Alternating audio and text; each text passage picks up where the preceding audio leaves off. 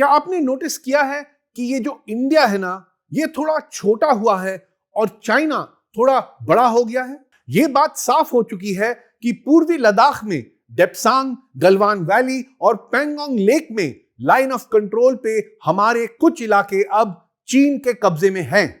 साथ ही अरुणाचल प्रदेश में भी चाइना के साथ हमारी सीमा पर कम से कम 3 इलाकों में चीन की आर्मी घुसपैठ कर चुकी है। इस जमीन को वापस पाने के लिए सबसे पहले भारत सरकार को, मोदी जी को यह स्वीकार करना होगा कि हां, बड़े पैमाने पर घुसपैठ हुई है, वरना चाइना द्वारा लैंड ग्रैब की ये सारी घटनाएं बातचीत की टेबल पर कैसे आएंगी? पर सबसे पहले चाइना की ओर से इस विशाल लैंड ग्रैब की अपडेटेड लिस्ट देखते हैं। लैंड ग्रैब नंबर 1 पूर्वी लद्दाख के एलएसी के उत्तरी छोर पर डेप्सांग में। मेरी कोलीग निष्ठा गौतम के मुताबिक आईटीबीपी के बुर्त्से कैंप के पास महत्वपूर्ण वाई जंक्शन पर अब चाइना का कब्जा है, एलएसी के 15 किलोमीटर अंदर। इस पॉइंट को बॉटलनेक भी कहा जाता है क्योंकि यहां से गुजर के ही आईटीबीपी के जवान पेट्रोल पॉइंट्स 10, 11, 12 और 13 तक जाते हैं।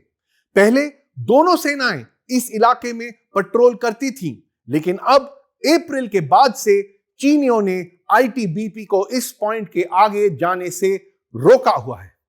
क्या इस मसले को भारत सरकार तब चाइना के पास लेकर गई थी या अब ऐसा कर रही है?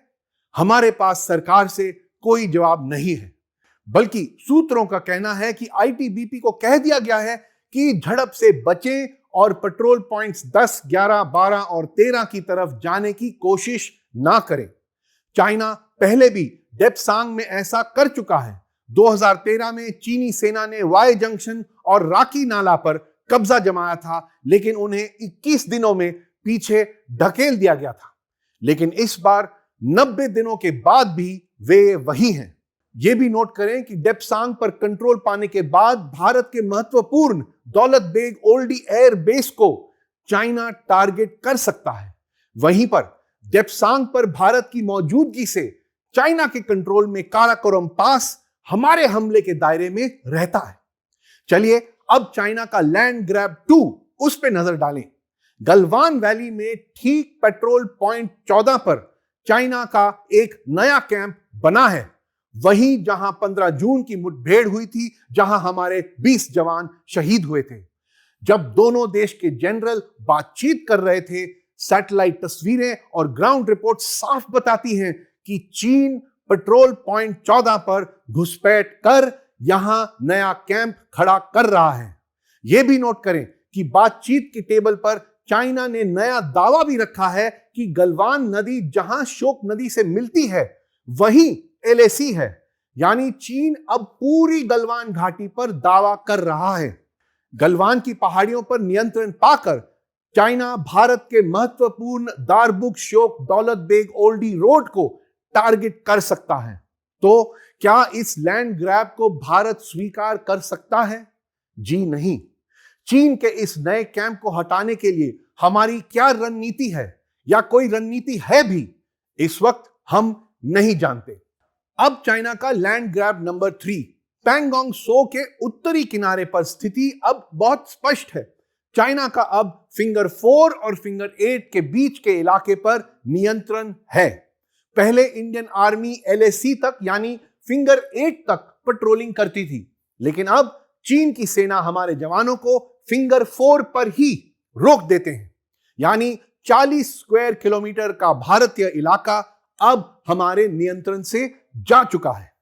फिंगर 4 और फिंगर 8 के बीच का इलाका जो नो मैन्स लैंड माना जाता था, उस इलाके के चोटियों पर और लेक के किनारे पर चाइनीज आर्मी ने अपनी चौकियां बना दी हैं। इंडियन एक्सप्रेस में छपी ताजा रिपोर्ट बताती है कि चाइना ने फिंगर 4 पर एक हेलीपैड भी बना लिया है। तो वास्तविक स्थिति यही है कि अब चाइना ने लद्दाख में भारत के कई संवेदनशील जमीनों पर कब्जा कर लिया है और अब हमसे कह रहा है कि यही है नया स्टेटस को, इसे चुपचाप स्वीकार करो। और बात यहां खत्म नहीं होती है। अब जरा 2000 किलोमीटर पूरब की ओर अरुणाचल प्रदेश पर ध्यान दीजिए। चाइना का पुराना दावा है कि पूरा अरुणाचल प्रदेश उनका है, जिसे भारत खारिज करता है। अरुणाचल की उत्तरी सीमा चाइना के साथ भारत की सीमा है और उम्मीद की जाती है कि चाइना इसका सम्मान करे। लेकिन क्विंट के लिए रिपोर्ट कर रहे पत्रकार राजीव भट्टाचार्य लिखते हैं कि चाइना ने अरुणाचल में भी घुसपैठ की है।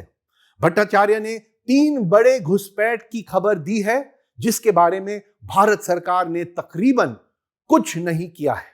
तो चाइना का लैंड ग्रैब नंबर 4 यह है अरुणाचल के अंजौ जिले में, जहां चीन ने भारतीय इलाका चागलगम पर कब्जा किया है।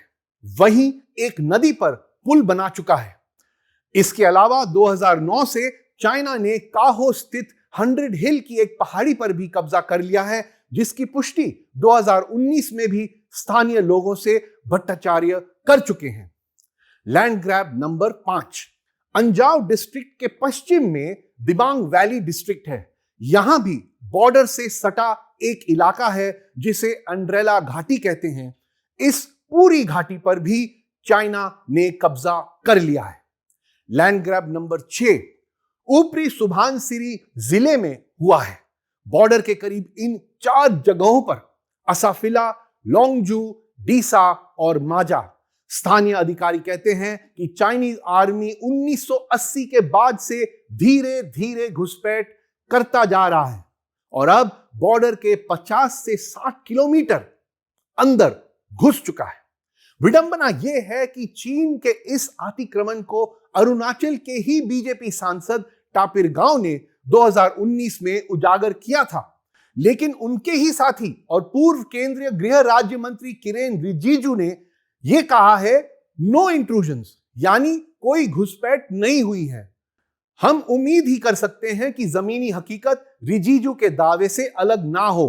अरुणाचल में दूसरी समस्या यह भी है कि अंजाव, दिबांग वैली और ऊपरी सुबनसिरी जैसे जिलों में सीमा पर या तो सड़कें हैं ही नहीं या फिर बहुत खराब हैं, और भारतीय सेना की भी यहां बहुत कम चौकियां हैं। और चाइना की ओर से अतिक्रमण बड़ी चालाकी से वहीं हो रहा है जहां भारतीय सेना मौजूद नहीं है। लेकिन उससे बड़ा सवाल यह है कि अरुणाचल प्रदेश में चाइना के घुसपैठ को भारत सरकार नाकार क्यों रही है? क्या इन इलाकों में सेना की मौजूदगी बढ़ाने की कोई योजना है? हमें नहीं मालूम। ये जो इंडिया है ना, लद्दाख और अरुणाचल में चाइना की जमीन हथियाने की रणनीति को शायद पूरी तरह से समझ नहीं पाया है, और हम जितना संकोच दिखलाएंगे हमें उतना ही नुकसान होगा।